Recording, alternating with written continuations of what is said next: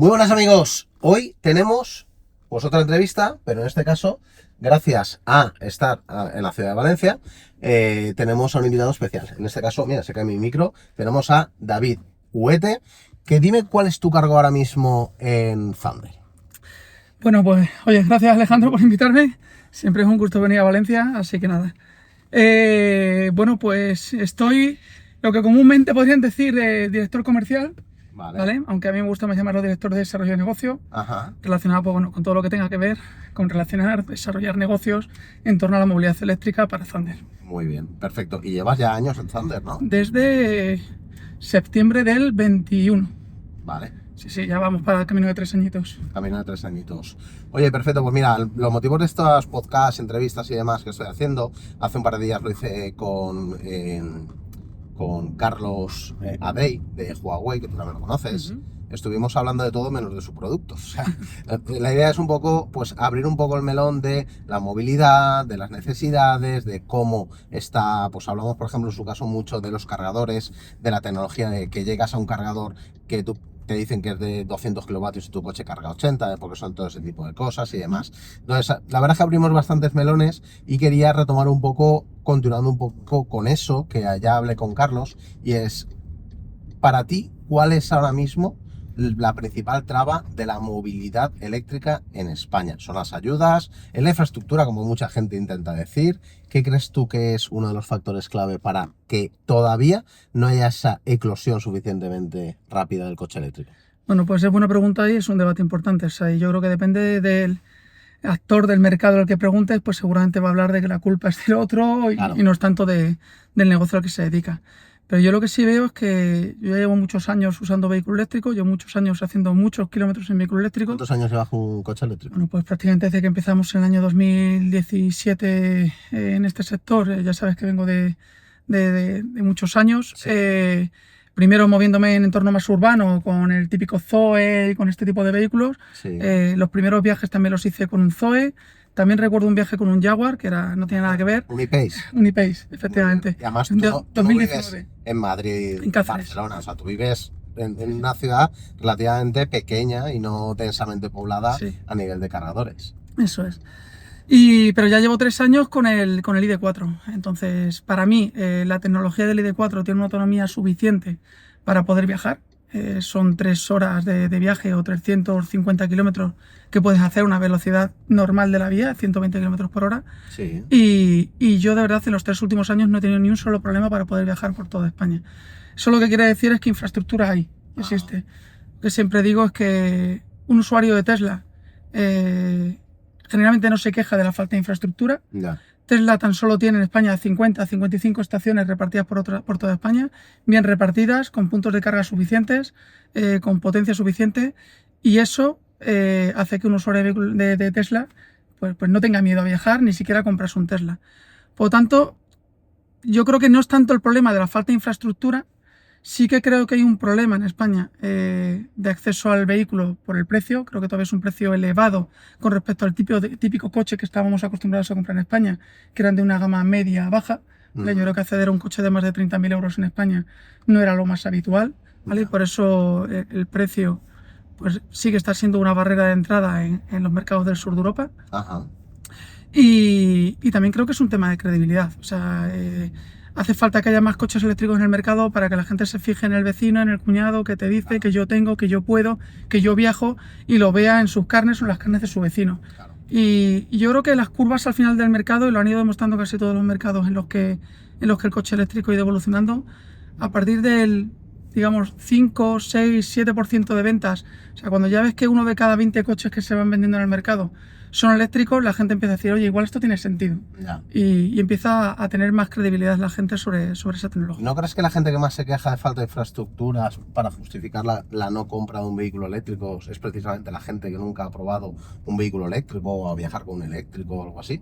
Totalmente, pero yo creo que la gente que se queja de la falta de infraestructura se queja Como palanca para no... Pero que se queja de eso y se queja de todo, de que el coche eléctrico explota, de que el coche eléctrico, si le pones el aire acondicionado, puedes hacer 50 kilómetros con él. O sea, yo creo que mucha gente habla sin saber y sin haber probado y sin conocer a nadie que lo use. Claro. Entonces, el problema es que somos muy dados a hablar de lo que no conocemos, Sí. y ese es uno de los grandes problemas. Y que se le da mucha voz y se hace mucho ruido con la gente que habla sin saber, realmente. Ya. Oye, hablando de infraestructura, una de las cosas que, por ejemplo, hablamos el otro día en algún directo y también con Carlos, tenía que ver con el tema de infraestructura urbana. Hay grandes ciudades en España que están haciendo las cosas súper bien, vosotros estáis implicados en algunas de ellas, como por ejemplo Vitoria o Zaragoza, pero hay otras ciudades que van muchísimo más lentas, o ciudades incluso, o regiones que llegaron muy pronto, como Cataluña, y que luego la actualización a cargadores más potentes no acaba de evolucionar. ¿No crees que el hecho de que no se vean tantos cargadores nuevos en entornos urbanos también hace que la gente piense que no hay suficientes cargadores? Sí, y además yo creo que el hecho de que las ciudades que han apostado por electrificar son ciudades que apostaron hace unos cuantos años, apostaron por tecnologías de carga lenta o de carga NAC en 22 kilovatios o incluso menos, lo que hace es que dé la sensación de que la plaza de recarga sea una plaza de aparcamiento para el coche eléctrico. Ya. Me compro el coche eléctrico y así aparco gratis en el centro. Ya. Lo que estamos acostumbrados en ciudades donde hay cargadores a ver que siempre aparcan los mismos coches. Y se pasan las horas aparcados allí. Pero son cargadores gratuitos. Son cargadores gratuitos y lentos, generalmente. Vale. Entonces, lo que nosotros sí hemos visto, y porque es la apuesta en la que estamos, es que apostar por la carga rápida o ultra rápida en centro de ciudad dinamiza mucho más el mercado. La ciudad de Burgos, que fue la primera que electrificamos, pusimos cargadores en el año 2022 de 150 kilovatios, son cargadores de 180 kilovatios, pero por limitaciones de la red eléctrica en ciudad no se puede más de 150. Por lo tanto está repartiendo 75 y 75 por cada mangara. Es una potencia más que perfecta para cargar en ciudad. Sí. Lo que hemos visto es que las ventas en el primer año, del 2022 al 2023, crecieron casi un 150% solamente en la ciudad de Burgos. Las ventas de vehículos eléctricos. Las ventas de vehículos. O sea que yo creo que sí que es un dinamizador importante. O sea, un efecto llamada clarísimo de cuando hay cargadores. Y cargadores rápidos. Y cargadores rápidos, la gente compra. Sí. Esa información no la tenía y me parece súper interesante. Y estamos deseando que Vitoria y Zaragoza, que son las siguientes ciudades que hemos electrificado en esta línea, pasen ya un añito desde que se pusieron en marcha para también medir los mismos datos y ver qué impacto han tenido. Claro, no lo había pensado. Igual que el hecho de que, bueno, lleguen unas industrias a una región, dinamiza para proveedores intermedios y demás, bueno, industria de automóvil, componentes, electrónica o lo que sea. Claro, el hecho de que de repente se vean muchos más cargadores en una ciudad como Burgos, oye, 150 es una barbaridad. Claro, al final tú te encuentras con un cargador que reparte 75 o 150 si no están las dos plazas ocupadas, sí, en el que en 10, 15, 20 minutos como mucho el coche está cargado y se va. Sí. Al final lo que permite es que la gente vea diferentes modelos, diferentes usuarios utilizando siempre los mismos coches, lo cual también es una ventaja para la propia administración, porque no necesita llenar la ciudad de cargadores eléctricos de baja potencia. Poniendo muy poquitos espacios para el vehículo eléctrico, consigue dar servicio a muchos más usuarios. Siempre y cuando sean cargadores rápidos. Efectivamente. Hay más rotación y pueden... Vale, súper interesante. Oye, David, entonces, otra de las grandes dudas es ¿por qué cuesta tanto desarrollar redes de cargadores, ya no en entornos urbanos, sino por ejemplo en carreteras y autovías? Hay proyectos que yo conozco y que bueno, tú conocerás muchísimo mejor que yo, sin ningún tipo de duda, de Thunder y de otras compañías, incluso algunas en estaciones de servicio que se pasan instalados años sin llegar a tener servicio. Claro, eso a la gente le da desconfianza, porque dice, oye, la marca tal de petróleo me vende gasolina y a la vez tiene cargadores, pero es que sus cargadores los veo ahí fuera de servicio desde hace 4 o 5 años. Esto es que el coche eléctrico no va adelante y alguien lo utiliza como excusa. ¿Por qué pasa eso?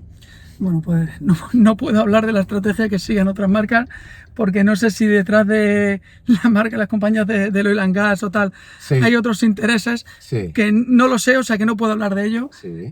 Lo que sí sé es que nosotros la única fuente de ingresos que tenemos son los kilovatios hora que vendemos en nuestras estaciones.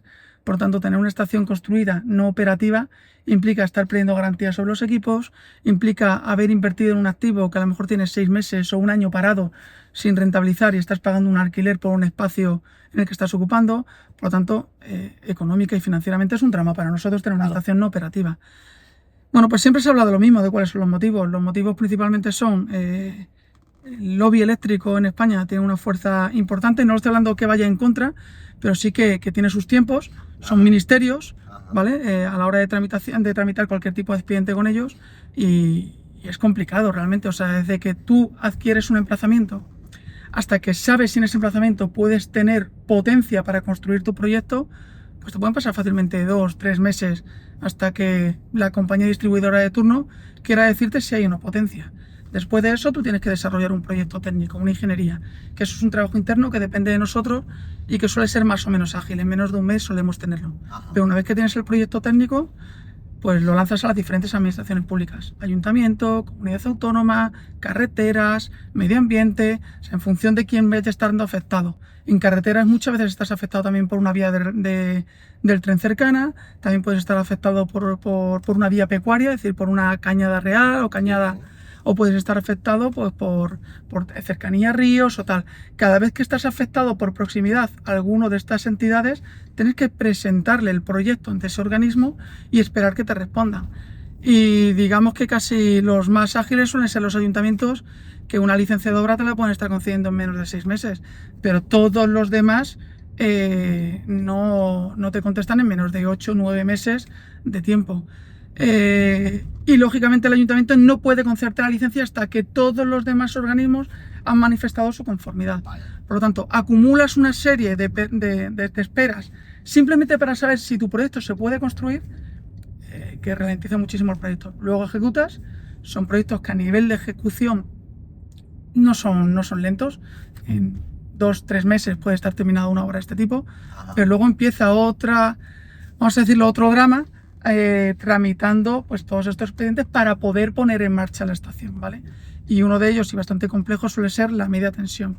Es decir, los proyectos que estamos viendo en muchas gasolineras en los que se está poniendo un cargador de 50 kilovatios, vamos a decir que deberían de ser relativamente rápidos de poner en marcha, ¿vale? Porque eso es un suministro en baja tensión, no ha requerido poner un centro de transformación, no ha requerido traerte una línea de media tensión de ningún sitio, y en teoría son proyectos que una vez que terminas la obra, en un par de meses, 6 a lo mucho, si la administración se retrasa, tal por lo que sea, deberían estar puestos en marcha. Un proyecto en media tensión, lo mínimo son 6 meses desde que tú terminas la obra. ¿Habéis conseguido alguno en 6 meses? Sí, algunos menos también, ¿vale? Pero con mucho esfuerzo y con mucha suerte. Y dando con un técnico que tiene toda su documentación bien, que quiera apostar por esto, que te echan un cable, que tal. Aunque es verdad que también los funcionarios públicos, como es lógico, se suelen mojar poco. Dicen, oye, a mí me entra la solicitud en este orden, yo no puedo hacer ninguna excepción por nadie. Pero bueno, al final, el problema principal es eso, son los tiempos y la cantidad de trámites que vemos en España que hay que llevar a cabo para poder tramitar una estación de recarga, que son muchos organismos y suele ser bastante lento. Muy bien. Oye, ¿qué podría hacer la administración para agilizar esto? ¿Se podría declarar de interés general? Pues claro, estamos hablando de infraestructura no básica todavía, pero dentro de poco básica, igual que se consideran por las gasolineras, las redes eléctricas, los gasoductos, infraestructura crítica de un país, las redes de carga que garantizan la movilidad del ciudadano, de las mercancías y demás, no deberían de tener un tipo de régimen especial a la hora de su declaración. Pues no sé, como se hacen, por ejemplo, en Valencia se hizo para la apertura de comercios, tú pedías la licencia y podías abrir. Como la administración era consciente de que tardaban, ellos te dan permiso, tú vas ejecutando y luego ya lo que tengas que pasar, homologar y demás, ya te tocaría cambiarlo. ¿Qué se podría hacer por parte de la administración para que esto avanzase? A ver, ¿qué se podría hacer? Primero hay que decir que se intentan hacer cosas, ¿vale? O sea, en algunos casos nos hemos dirigido nosotros a manifestar nuestra queja y nos han escuchado, en otras ocasiones nos han llamado ellos y nos han preguntado, oye, ¿qué podemos hacer? ¿Qué nos recomendáis? Por lo tanto, hay cierta iniciativa por parte de la administración a cambiar las cosas. Saben que hay unas obligaciones por parte de Europa de cumplimiento, de cumplir con unos ratios de puntos de carga por X kilómetros en las carreteras españolas, y hay unas obligaciones, unas necesidades de electrificar el parque que hay que cumplir. Por lo tanto, hay interés por parte de la administración. El problema que tenemos en España es que somos una administración central 17 autonómicas y no te digo el dato de municipios, pero un porrón de ellos. Entonces, y cada uno de ellos tiene, digamos, casi normativas propias y suele sentarle muy mal que alguien que está por encima le regule yendo en contra de él, ¿vale? Entonces, lo que sí nos hemos encontrado es que ha habido veces que por parte de la Administración Central se ha sacado alguna directiva o alguna normativa que intentaba favorecer las administraciones públicas, o sea, entraba en conflicto con alguna normativa de administración autonómica y hasta que eso ha ido evolucionando, ha habido conversaciones entre ellos, han ido viendo cómo los servicios jurídicos de una administración y otra han dado forma para poder adaptarlo, ha sido complejo. Y cuando esto ya lo escalas o lo llevas a la administración municipal, donde los medios o los recursos que suelen tener son escasos y no tienen tiempo para aprender ni para modificar, en este sentido, pues es complicado. ¿Qué estamos viendo que hacen otros países? Pues bueno, pues hay de todo realmente. Tú sabes que estamos en diferentes países trabajando. Vemos que un ejemplo bastante claro es Francia, de donde se están haciendo las cosas muy bien. En Francia existe el modelo de ventanilla única.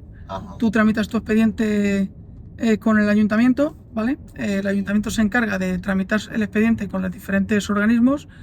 Él se encarga de gestionar esas consultas y a través de ahí, pues bueno, tú sueles tener una respuesta aproximadamente, digamos, en 4 o 6 meses de si tu proyecto es o no es favorable, ¿vale? Pero el intento, digamos, que tiene bastante autonomía o capacidad para saber hasta dónde puede y no puede llegar, ¿vale? Entonces, Francia es un buen ejemplo de cómo se están haciendo las cosas. Ya no solamente desde el punto de vista de tramitaciones, sino desde el punto de vista de cómo están licitando las áreas de servicio, las áreas de servicio en carreteras, ¿vale? Pero también nos estamos encontrando casos peores. O sea, Alemania es horrible. Alemania, igual que decíamos que el acceso a la red de distribución en España es lento y complejo, en Alemania es peor. No pensemos siempre que en España somos los peores claro, de todo.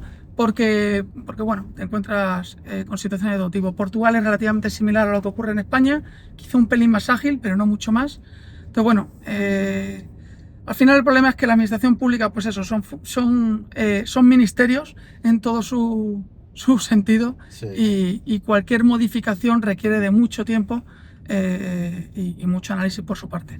Oye, y hablando de leyes, legislaciones y demás, ¿qué se puede hacer para que todos esos ayuntamientos, y ya vamos a pasar a los ayuntamientos, vamos a ver la parte privada? ¿Qué podemos hacer para que todos esos parkings de centros comerciales que ahora mismo están en una situación de alegalidad a la hora de poner cargadores, porque están obligados por una ley, pero como no hay régimen sancionador, no lo pongan los cargadores que tienen que poner? Pues mira, igual que le he echado antes un capote a la administración diciéndote que están haciendo cosas bien, o que al menos lo están intentando. Porque esta ley no es nueva, esta ley tiene 2 años y algo, ¿no? Te voy a decir que esta ley salió deprisa y corriendo y mal planteada. O sea, es una ley que obliga a todos los parkings, digamos, de España, casi públicos y privados, bueno, privados de acceso público, pero de propiedad privada, ¿vale?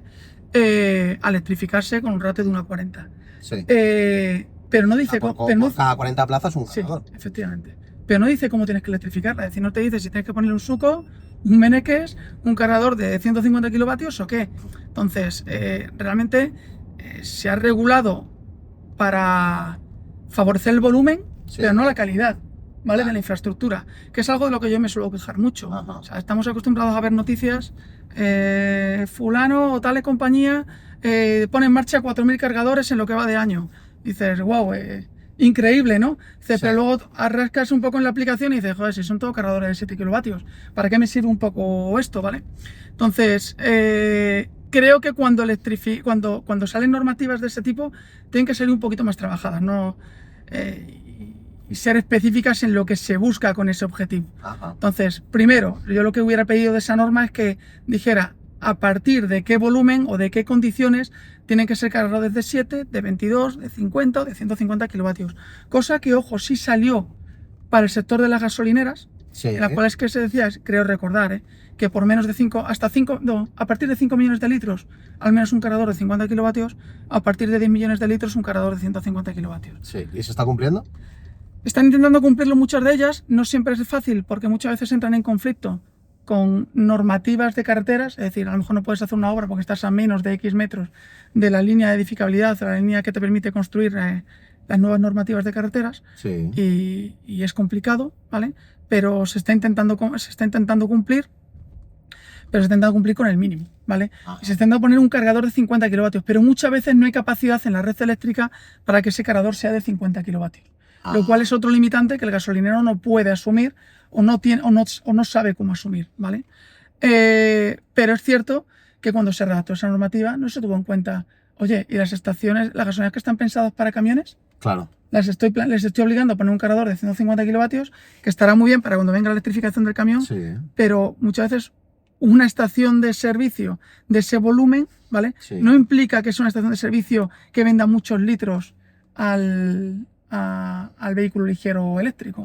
Entonces, bueno, hay muchas cosas, yo creo, de esa normativa que salieron muy rápidas, no fueron pensadas, no se habló lo suficiente con el sector, ya me refiero con el sector incluso con los gasolineros, con los grandes propietarios de estacionamientos o de parkings, para ver cómo podía afectar o no afectar, porque todos los grandes problemas que hay es un parking subterráneo en el centro de una ciudad, la capacidad o la potencia eléctrica que tiene contratada es la justa para la iluminación que tiene. Claro. Si tiene que electrificar su parking con 20 cargadores de 22 kilovatios, pues tiene que contratar un suministro de 400 kilovatios. Claro. A lo mejor en esa zona no existe. Geográfica no hay. No hay 400 kilovatios para ese suministro.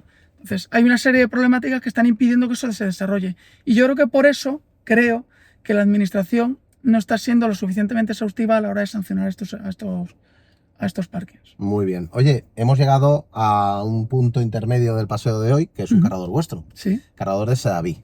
Este sería, digamos, un centro comercial que empieza a cumplir los ratios, ¿no? Sí, efectivamente. Porque aquí hay, si no me descuento, ¿cuántos puestos totales? Aquí tenemos 8 y tenemos 4 detrás, ¿no? ¿12? No, estamos en la parte delantera. Tenemos 2, 4, 6, 8 y allí al otro lado tenemos otros 4. Creo que son 12. O sea, una barbaridad. De hecho, no están todos abiertos por temas de suministros y demás. Este estará aproximadamente operativo al 100%. Ahora mismo está relativamente operativo y no por culpa vuestra. Estamos esperando lo que decíamos antes. La obra está terminada. Tenemos el centro de transformación, que ahora lo mostraremos, ya instalado. Esta estación ya operativa es de diciembre, ¿verdad? Sí, diciembre, estamos en junio, llevamos 6 meses esperando que el centro de transformación pueda estar operativo, conectado. Y eso depende directamente de la Dirección General de Industria, que dé las autorizaciones administrativas para su puesta en marcha, y de la distribuidora de la zona que haga las conexiones correctas. Vale, y en estos casos, ¿qué podéis hacer? ¿Qué habéis hecho, por ejemplo, aquí para intentar paliar la falta de suministro? Pues aquí lo que hemos hecho ha sido contratar un suministro en baja tensión, ¿vale? La baja tensión, en España al menos, en casco urbano, tienes derecho a pedir hasta 100 kilovatios en baja tensión. Haya o no haya capacidad de la red, si no la hay, la distribuidora en teoría está obligada a darte ese suministro hasta puerta de parcela, hasta el linde de parcela. Sí. Por lo tanto, hemos pedido un suministro de la máxima potencia que hemos podido, hasta 100 kilovatios. Tenemos 100 kilovatios garantizados de red. Y luego lo que tenemos es un sistema de baterías de 500 kilovatios de almacenamiento, que lo que hace es que va cargando de ese suministro que tenemos en baja tensión. Baterías CATL, por cierto. Sí. Además de la fotovoltaica que tiene el propio módulo de baterías y la propia marquesina que montamos, que está alimentando las baterías. O sea, al fin y al cabo habéis tenido que buscar una solución a la falta de plazos de infraestructura de carga. Efectivamente. O sea, de suministro de red, no de carga. Esto fue algo que nos planteamos mucho, ¿vale? Porque por un lado es una inversión importante poner todos estos sistemas de baterías. Pero no son fijos. Son móviles, por eso los utilizamos como un sistema para apertura rápida y provisional de las estaciones. El problema es que tiene una limitación. Tú haces una estación grande como esta, con 12 puntos todos de carga ultra rápida. Sí. Lo ideal sería que todos los cargadores pudieran estar dando sus 150, sus 300 kilovatios de potencia, si todos llegaran con Taycanes, con coches que cargasen esa potencia. Eso sería lo ideal. Pero la realidad es que solamente tienes 100 kilovatios de red. 100 kilovatios más lo que tengas almacenado en la batería. Si te llegan 5 coches, te cargan 100 kilovatios, te vacían la batería y tienes 100 de red y te llega un sexto coche, pues lógicamente, oye... O sea, ahora tendrá que repartir potencia. Tienes que repartir potencia. Entonces, eso, de cara al usuario, oye, puede generar, y genera, yo creo que a veces, dudas de por qué hemos hecho esto así. Y para mí la explicación es muy sencilla, porque preferimos tener una estación abierta y operativa que esté dando servicio al menos 2 o 4 plazas con una potencia decente, antes que no tenerla operativa. Entonces, aparte de que ha supuesto una inversión importante para el grupo, creemos que era una forma de empezar a dinamizar y abrir estaciones y no estar hartos de ver estaciones construidas no operativas. Claro, por lo menos está operativa, aunque no esté a su máximo rendimiento. De hecho, lo que tenemos en esta estación son 2 cargadores de 360 kilovatios abiertos. Sí. El resto están construidos, están apagados, no operativos, sí, pero al menos estamos dando servicio con 2 cargadores. 2 cargadores que son 4 plazas. Todos con datáfono, importante. Sí. Esto es algo de lo que también hablaremos ahora, porque hay mucha gente que no conoce cómo funciona el tema del coche eléctrico y el tema de los cargadores y el tema de datáfono y las apps y demás, y creo que debemos de comentarlo. Pero vamos a seguir dando una vuelta, nos acercaremos ahora a otro de los cargadores de Thunder aquí en la zona de Valencia.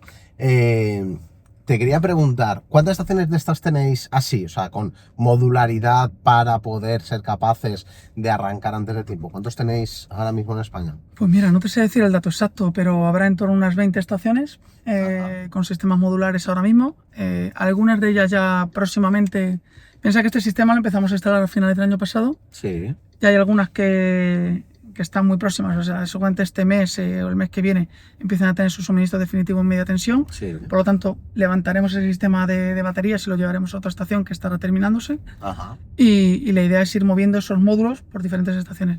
Pero ya tendremos unas 20 estaciones ahora mismo en esta estación. O sea, es lo bueno, que podéis moverlas. O sea, sí. Puedes volver a coger eso, llevarte al otro lado y ir moviéndolo de forma itinerante, lo cual, pues sinceramente, se agradece porque te permite más operatividad. Bueno, no sé si sois conscientes que justo al lado de donde está el cargador de Thunder va a estar la nueva tienda de Omoda Jayco.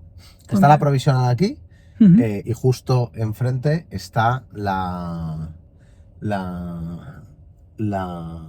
el la que están construyendo, sí. Y está justo a la manzana detrás de Thunder. De hecho, he reconocido un coche de uno de los jefes del grupo. Oye, mira, veo que está Flexicar también, con los cuales hemos firmado hace poquito un acuerdo. Sí, ¿en qué consiste? Bueno, Flexicar se está metiendo en el sector de... Bueno, sabéis que Flexicar vende unos principales vendedores de coches de segunda mano en España. Sí. Y lógicamente cada vez empieza a haber más demanda de coches de segunda mano eléctrico. Ajá. Entonces lo que hemos hecho ha sido firmar un acuerdo, ¿vale? Para que el coche eléctrico que sale vendido de su concesionario salga con una EZ-Card, ¿vale? Es una tarjetita que permite, sin necesidad de apps, poder cargar en nuestras estaciones.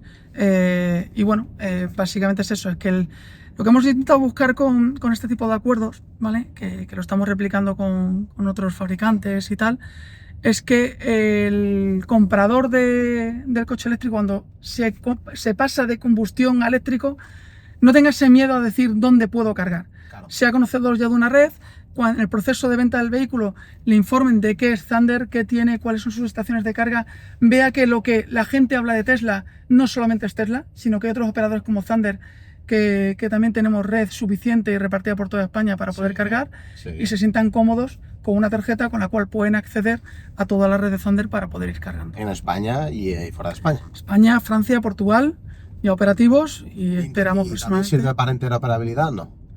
Sí, la EZ-Card te sirve para cargar en cualquier cargador con el que estemos interoperando. Muy bien, o sea, Suecia, Holanda, bueno, en casi toda Europa que tenéis tropecientos países con interoperabilidad. Totalmente. Y muchos operadores españoles. O sea, en España puedes cargar en Thunder, pero puedes cargar en cientos de operadores. Sí. De parte de Thunder. Yo lo he probado bastante. Más cosas que quería abrir el melón. Oye, el tema de pago con TPV.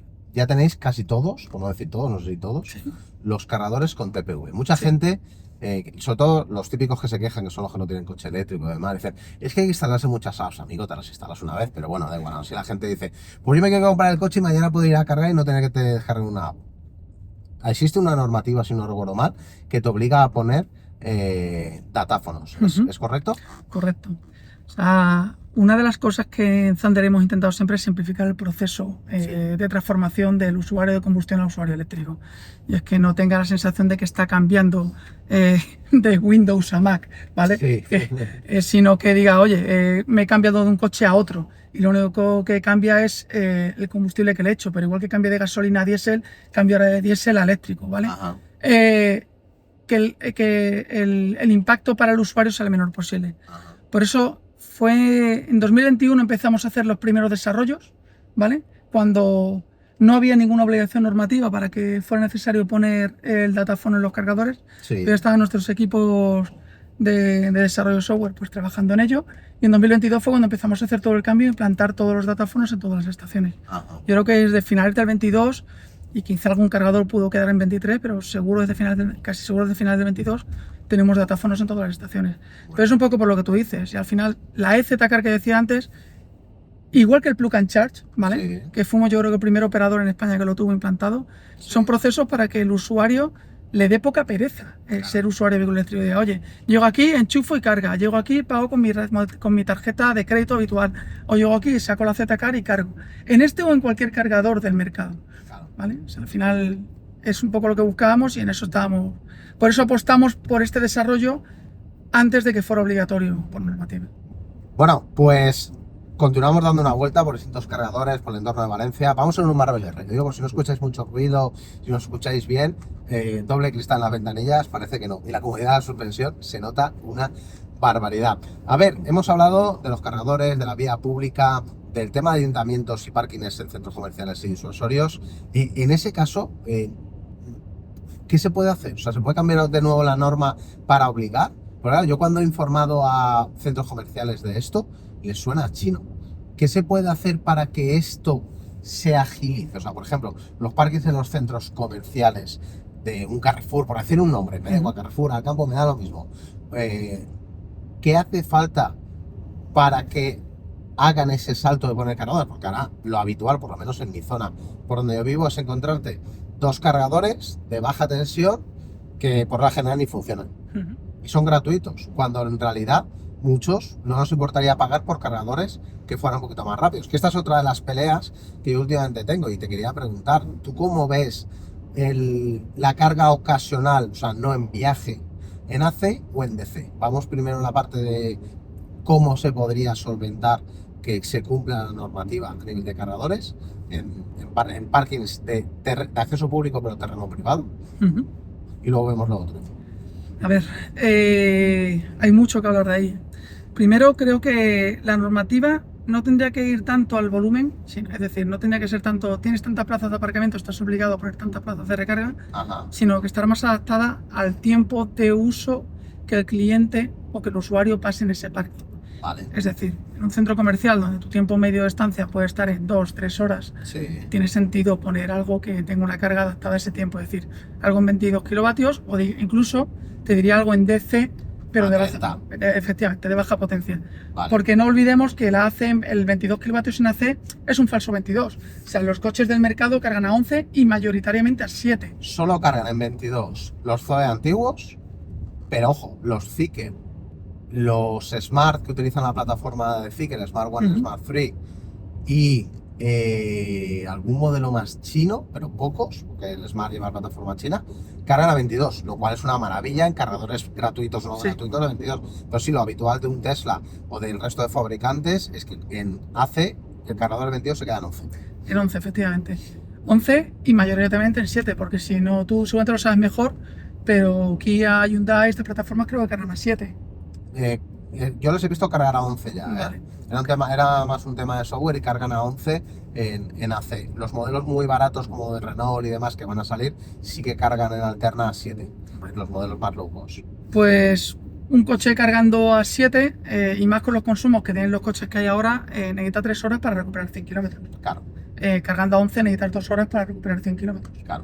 Entonces, yo sinceramente, y esto es una expresión que utilizo mucho, no saco la manguera del coche para pagar por una carga que va a ser más cara que lo que voy a cargar en mi casa, si es que tengo cargador en casa. Sí. Por lo tanto, para mí la carga en AC es algo y de pago para mí no tiene ningún sentido, ¿vale? Claro, la carga como un complemento para atraer usuarios en sitios donde el usuario pase mucho tiempo. Bueno, pues como te decía antes, un centro comercial donde vayas a estar 3-4 horas, tengas una carga gratuita y sea un complemento para atraer al usuario, puede tener algo de sentido. Pero para mí no es un dinamizador del mercado, no es lo que hace que el mercado se transforme y tampoco creo que sea lo que haga atraer al cliente en sí. O sea, ¿por qué los centros comerciales o muchos de ellos han decidido poner gasolineras? Porque entendían que era una forma de atraer usuarios o de enganchar al cliente dándole un precio competitivo en la gasolina para que venga a mi centro comercial. Pero claro, la gasolina la repostas, pues eso, en un tiempo que debe creo que el tipo de carga que tú pongas tiene que asemejarse a esos tiempos de carga. Digamos 10, 15 minutos, meter carga ultra rápida, y eso es lo que sí tiene sentido. Ajá. Claro, cuando hablas de volumen, es decir, poner un cargador por cada 40 plazas y que sea además de carga ultra rápida, pues claro, quizás es súper elevado. Y no tiene, y sobredimensionado. Posiblemente no tenga sentido. Claro. Entonces, creo que cuando se han planificado este tipo de normativas hay que hacer con unas miras mucho más a largo plazo. Hay que pensar que son infraestructuras a amortizar a 10, 15, 20 años y que hay que empezar a construir pensando en el largo plazo y en la tecnología de coches que va a ir viniendo. Que casi todos los coches que van viniendo en el mercado ya son coches que cargan a más de 100 kilovatios o 150 kilovatios de potencia. Por tanto, no pensemos en solucionar el problema del usuario que hay hoy, que no nos olvidemos que en España hay hoy 50.000 usuarios de vehículos eléctricos.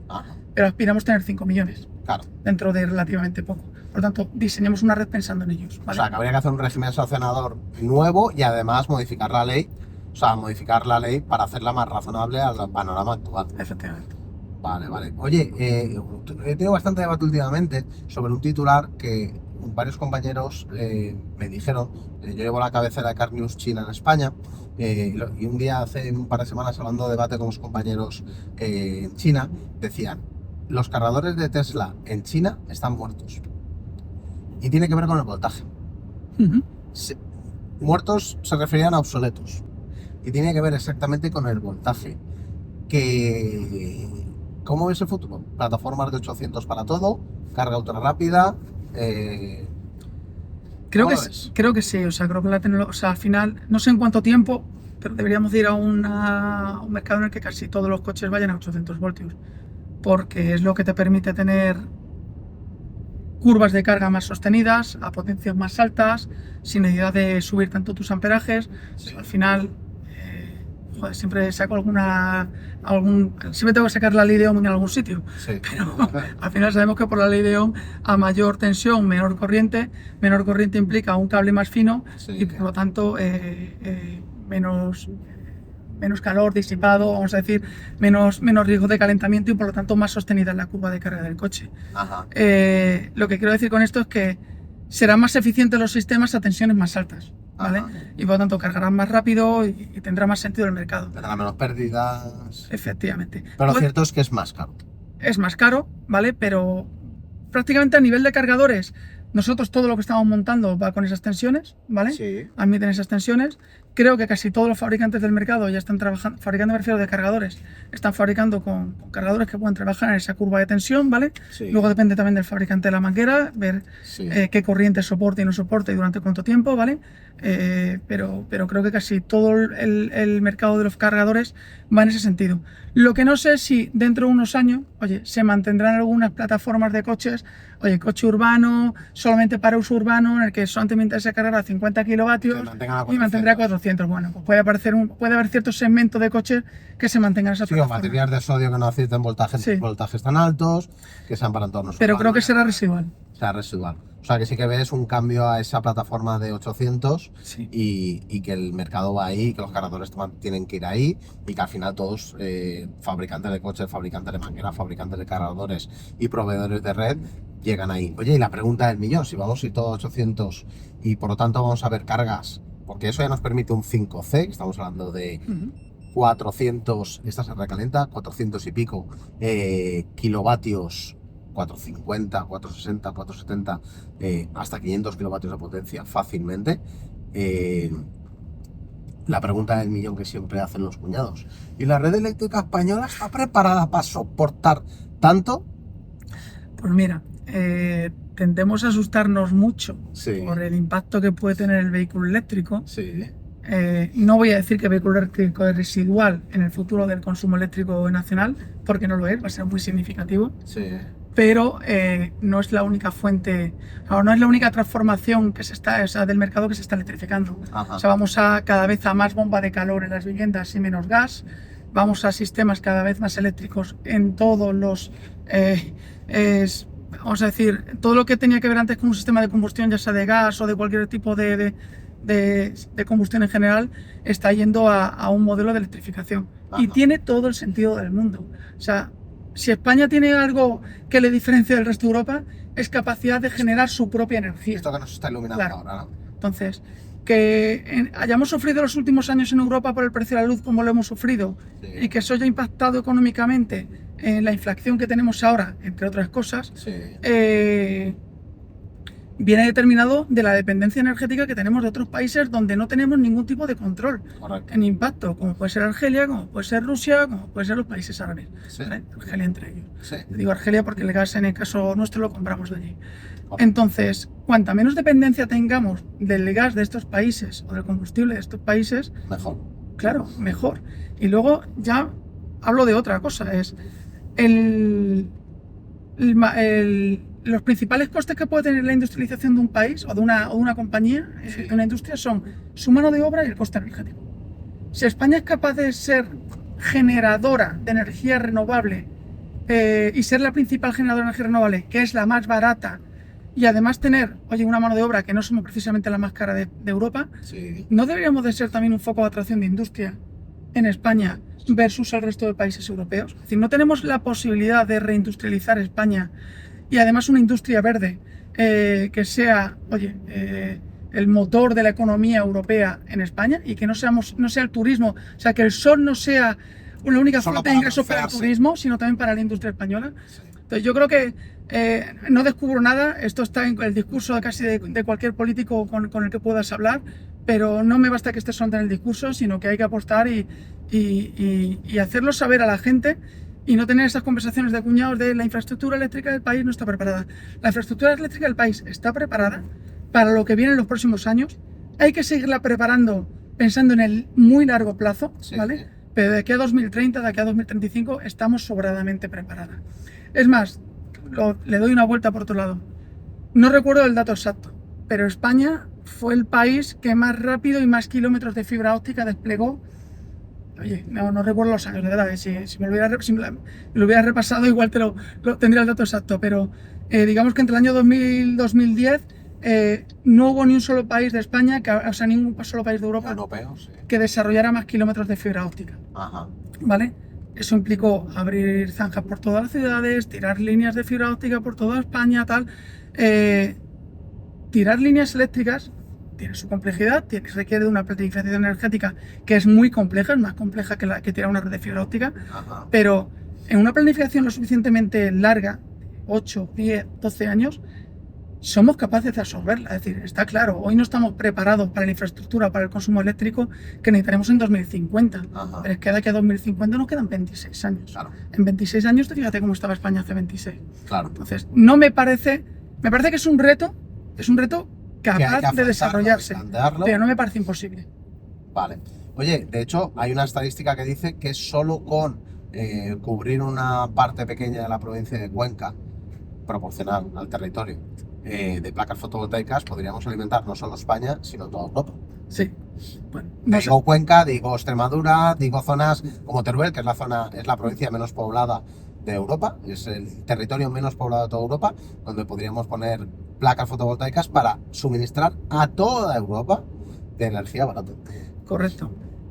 Y no sé si es exacta o no es exacta la aproximación, pero bueno, yo creo que es casi una metáfora de lo que quiere decir que en España tenemos muchos metros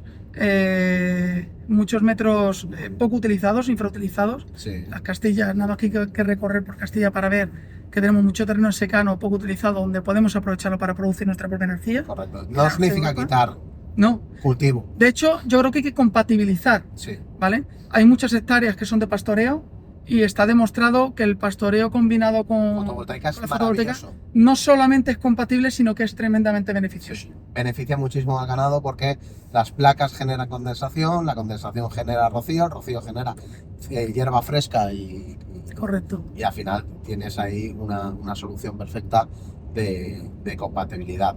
Oye, David, llevamos 45 minutos ya dando este paseo de carpooling karaoke. Se me ha hecho corto, ¿eh? Te ha hecho corto. Dudas a nivel de movilidad, dudas a nivel de cómo ves tú a los próximos años, estamos llegando a otro de los cargadores de Zander, ¿cómo ves tú de cara a los próximos años la infraestructura? ¿Crees que con la entrada de los fabricantes chinos y el hecho de que estén bajando los precios? De hecho, en uno de vuestros últimos anuncios lo habéis hecho con un vehículo eléctrico chino, un Seres. Sí. lo cual me parece genial. Además, son de Burgos, también nos pilla cerca de casa. ¿Cómo ves eso? ¿Crees que vamos a ir a un crecimiento exponencial ahora que pues Chery va a fabricar en Barcelona?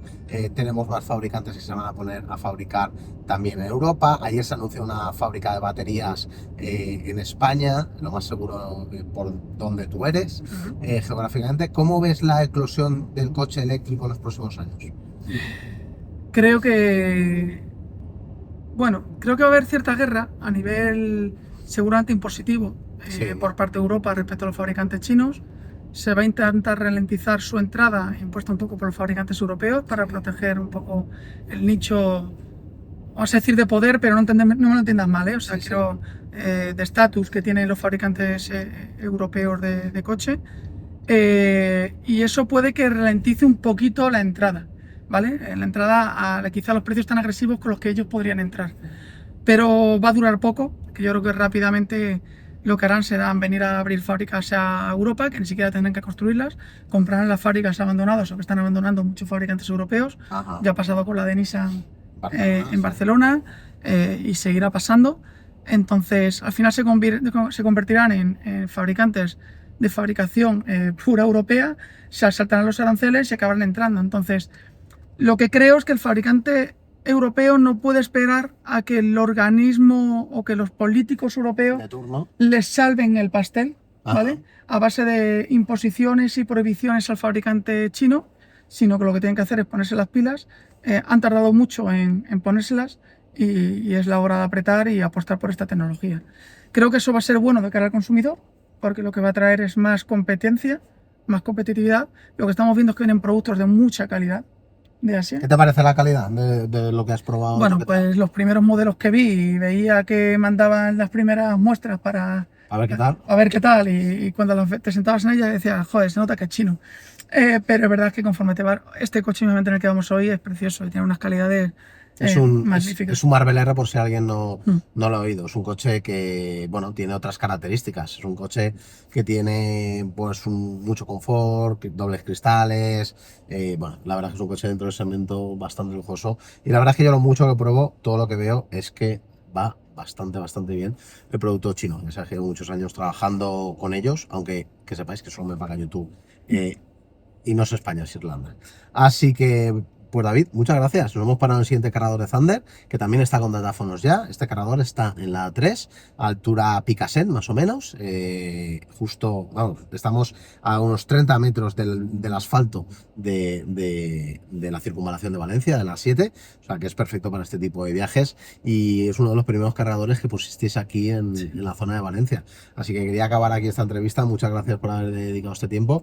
Y espero que en próximas ocasiones podamos ampliar un poquito más pues estos debates sobre cómo está el vehículo eléctrico, las novedades, lo que estáis haciendo, y la verdad que felicitaros porque estáis apretando bastante el sector de la movilidad eléctrica. Muchas gracias. Lo dicho, amigos, gracias por estar aquí. Seguir a David Huete, que creo que no tiene perfiles públicos en redes sociales. No soy muy dado a ello. No es muy dado, pero bueno. LinkedIn, lo que puedo alimentar un poquito más, pero no soy muy dado. Aún así, ya sabéis, uno de los profesionales de Thunder, director comercial de Thunder, y uno de los responsables que tengáis cargadores que funcionan bien y cada vez más en España. Lo dicho, amigos, gracias por estar ahí. Nos vemos en el próximo vídeo y decirme qué os ha parecido. Bye, bye. Chao.